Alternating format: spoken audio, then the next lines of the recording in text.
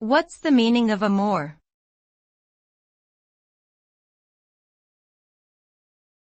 Amour.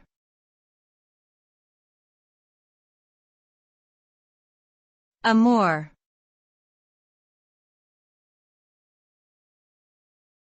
Amour.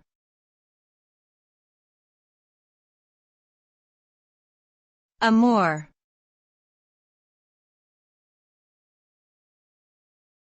Amour.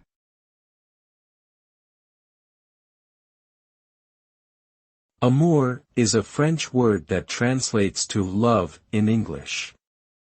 It typically refers to a romantic or affectionate feeling towards someone or something. Love can manifest in many ways, such as physical attraction, emotional attachment, or a deep sense of caring and devotion. Amour is often associated with feelings of joy, happiness, and fulfillment, but it can also bring about feelings of pain, longing, and heartbreak.